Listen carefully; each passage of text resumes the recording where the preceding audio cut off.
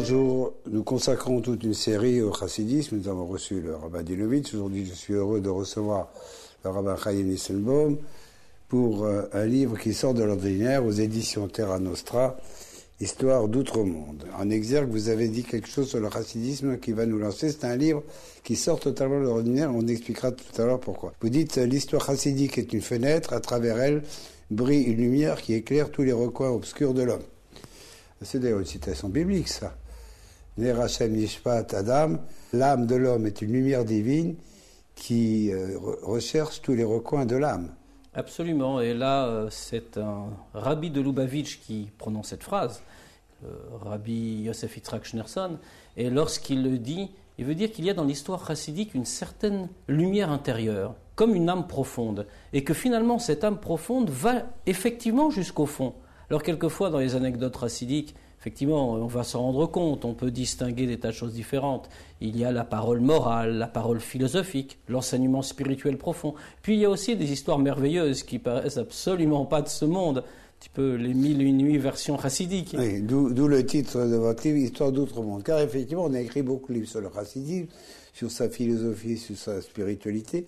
Ici, vous nous racontez l'histoire d'un certain nombre de rabbins que j'oserais qualifier de gourous, parce que c'est comme ça qu'ils apparaissent, et auxquels il arrive des choses extraordinaires. Une partie de ce livre, c'est pour ça que vous l'avez intitulé Histoire d'outre-monde, ce sont les rapports que certains grands maîtres, tout au long du XIXe siècle, et au XXe siècle, et encore un peu aujourd'hui, que certains rabbins ont entretenu avec le ciel, qui ont accès à des vérités ou à des histoires anciennes que personne ne connaît, disons, qui ont un logiciel un peu spécial qui leur permet de communiquer avec le ciel.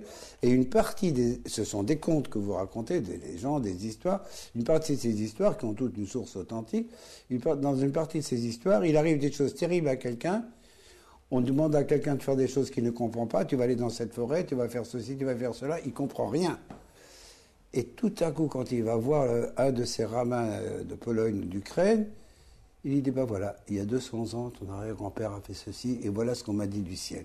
Et il y a plein d'histoires comme ça pour lesquelles il faut quand même avoir la foi bien accrochée pour y croire, parce que ce sont des rabbins miraculeux. C'est tout à fait exact.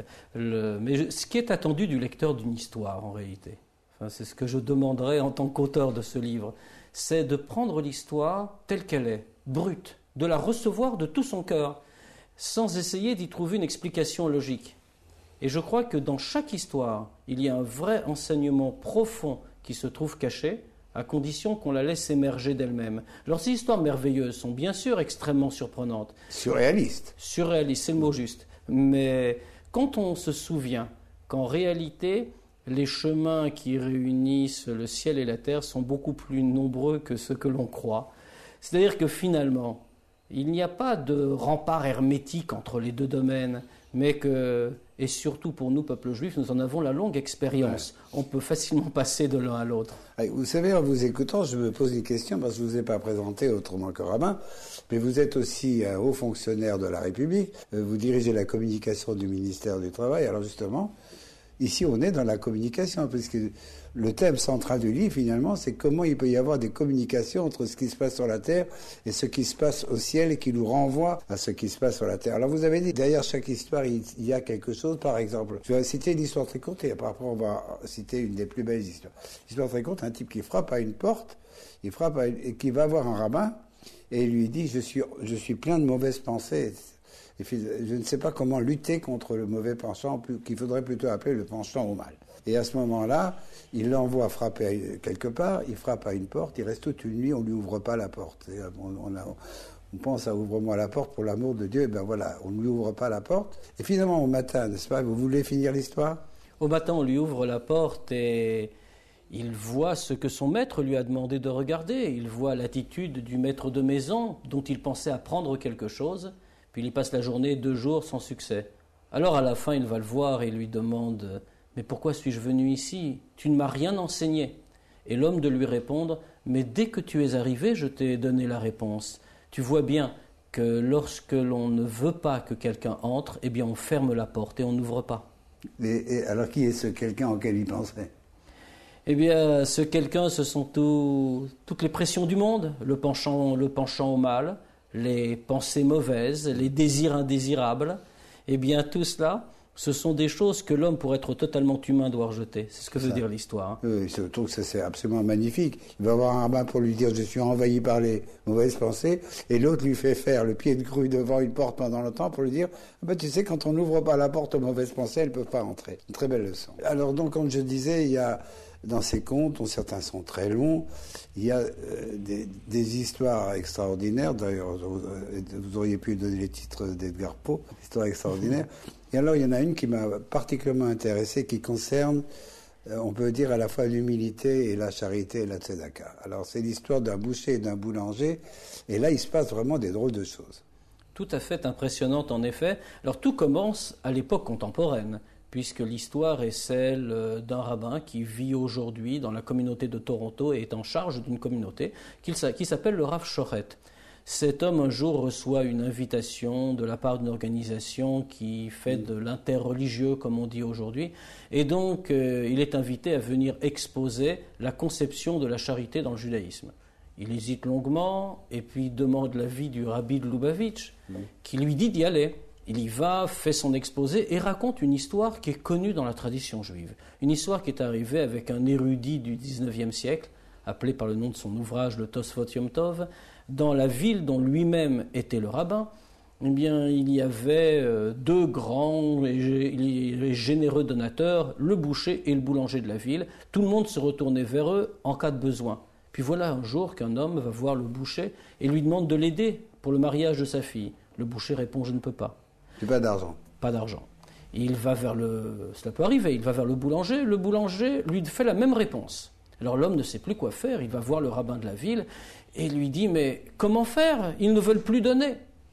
Et le rabbin, étonné, convoque le boucher et le boulanger et leur dit « mais pourquoi ne voulez-vous pas aider cet homme ?» Et les deux de répondre « écoutez, nous vous devons la vérité ». Oui, parce que ce que vous n'avez pas dit, c'est qu'au départ, indépendamment de ces deux artisans très généreux, il y avait dans la ville un homme très riche et qui, c'est bien ça, et qui ne donnait jamais d'argent à personne. Et cet homme est mort, un peu maudit par le rabbin aussi. À telle enseigne que lorsque cet homme avait quitté ce monde, le rabbin lui avait promis une punition, à l'époque très grave. On lui donnerait le sort des suicidés, c'est-à-dire qu'on ne l'enterrerait pas avec tout le monde, on jetterait une hache au hasard dans le cimetière, et là où elle tomberait serait sa tombe. Et c'est ainsi que cela avait été creusé, donc c'était retrouvé enterré, bien sûr, mais dans la partie la plus négligée du cimetière. C'est ça. Et donc les deux hommes viennent, et ils avouent. Ils disent « nous ne sommes pas les donateurs ». Le donateur, c'était cet homme-là qui est mort. Maintenant, il est mort, nous n'avons plus d'argent, il ne voulait pas qu'on sache que c'était lui.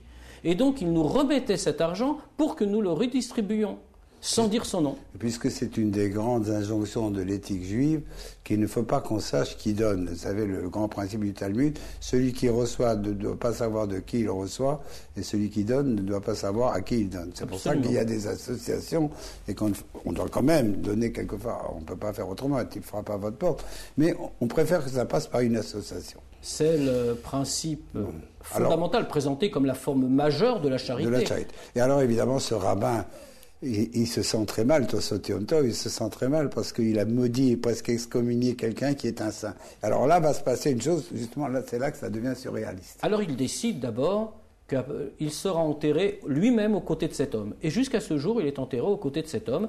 Et la partie du cimetière, qui était la partie la plus délaissée, devient évidemment la partie la plus noble. Un lieu de pèlerinage. Un lieu de pèlerinage. Des siècles passent donc. Et notre Rav Shoret raconte cette histoire dans cette rencontre interreligieuse pour exprimer ce qu'est la plus pure forme de la charité juive. Puis il finit sa conférence, retourne à son hôtel et voici que quelqu'un tape à sa porte, un pasteur qui avait été présent dans la rencontre et qui dit « Pourrais-je vous parler, s'il vous plaît ?» Le Rav Shoret le fait entrer et l'homme lui dit « Je n'ai qu'une chose à vous demander, répétez-moi cette histoire. » Je reste un peu étonné qu'on vienne le voir uniquement pour ça. Il pensait à un débat, une question complémentaire. Il la lui répète une première fois, puis il a la même demande une seconde fois. Au bout de la troisième fois, le Rav Shoret lui dit « Écoutez, ça suffit, vous avez entendu l'histoire 3 fois. Je ne vois pas ce que ça peut vous apporter. » Et le pasteur insiste et dit « Vous savez, nous sommes pareils. » Alors le Rav Shoret, interloqué, dit « Oui, certainement, en tant qu'être humain. Mais malgré tout, nous avons quelques petites différences. » Je suis rabbin et vous êtes pasteur. C'est à peu près ça. Et l'homme lui dit « Non, nous sommes pareils. Et il lui raconte une histoire tragique. Il dit, vous savez, je suis né dans d'une mère juive qui était mariée avec un non-juif. Ma mère a connu la Shoah, les camps, et quand elle est sortie de tout ça, elle était tellement traumatisée qu'elle est arrivée ici aux États-Unis, a épousé un non-juif et a toujours voulu oublier qu'elle était juive. Sur son lit de mort, elle nous a raconté cette histoire et elle nous a dit qu'elle était juive. Et cette histoire était celle de son arrière-arrière-grand-père, ce rabbin qui justement a été enterré à côté du... Non, son histoire était celle de cet homme avare. Ah oui, oui, oui. Elle descendait du pseudo-avare. Elle descendait du pseudo-avare et donc elle leur raconte cette histoire. Elle dit, vous savez, j'ai toujours pensé que ma mère, dans ses derniers instants, avait raconté une vieille légende familiale. C'est ça. Et j'ai entendu que vous la racontiez en tant que rabbin. Et donc j'ai pensé que... Mais c'était connu dans la communauté juive, c'est une chose que chacun sait. Alors voilà, je voulais que vous me racontiez une nouvelle fois l'histoire. Et le Rav Shochet lui dit, mais alors dans ce cas-là, vous êtes juif. Et dans ce cas-là, vous avez encore le pouvoir de faire un choix. Vous pouvez accomplir les commandements de Dieu, les mitzvot. L'homme est un pasteur, il dit, vous savez, ma vie est faite. Oui. Ce n'est pas de ma faute, je n'aurais peut-être pas choisi ce chemin-là, mais je ne savais pas, ma vie est faite, je suis un pasteur. Quelques années passent, le Rav Shochet est en visite en Israël, il se retrouve devant le Kotel, au mur, à Jérusalem. Et là, il est en prière et quelqu'un lui tape dans le dos, il se retourne, il voit un homme barbu portant chapeau, et le Rav Shochet qui le salue, Shalom Aleichem, le Rav Shochet le salue, il dit, mais nous connaissons. Vous ne me reconnaissez pas, lui répond son interlocuteur. Il dit non. Bien, je suis le pasteur qui suis venu vous voir dans votre chambre lors de cette conférence interreligieuse.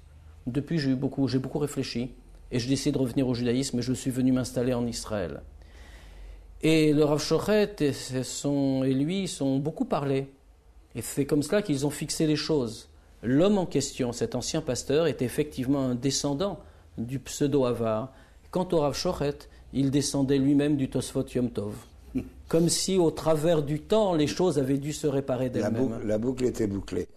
Il y a aussi une chose qui m'a frappé, on va peut-être conclure là-dessus, c'est qu'un certain nombre de contes racontent l'histoire de Juifs complètement renégats, ayant tout abandonné, fils de talmudistes célèbres, devenus très riches avec des châteaux, des domestiques et tout, et qui, à certains moments, sont touchés par la grâce à l'intervention d'un de ces rabbins miraculeux. Et est-ce qu'il y avait vraiment tellement de renégats juifs? Quand j'ai vu ça, c'est une des conclusions que j'ai tirées de ce livre. Il y a quand même pas mal de juifs au XIXe siècle dans ce monde chassidique qui semblaient avoir tout laissé tomber. Oui, d'abord, il n'y a pas beaucoup, bien sûr. Nous ne sommes pas dans le même monde qu'aujourd'hui. Évidemment, c'est une toute petite minorité. C'est une petite statistique. Mais les pressions sont fortes. L'oppression est puissante. Et déjà à l'époque, oublier qu'on est juif, c'est évidemment une façon d'oublier l'oppression matérielle, les difficultés, et d'accéder à tous les plaisirs et les désirs que permet le monde. La fonction de ces rabbis chassidiques, ça a toujours été de rappeler à chacun qu'il possède une âme et qu'on ne peut pas tout abandonner alors qu'on possède un cadeau aussi précieux que celui-là. Pour conclure, quelques livres et informations. Tout d'abord, un essai de Patrick Vallon sur la circoncision, une réflexion sur les errances juives de Raphaël Drey, les pays d'après, et surtout, une invitation à un colloque qui promet Quel judaïsme pour demain avec deux invités prestigieux, Jacques Attali et le rabbin Adin Steinlas. Bon dimanche.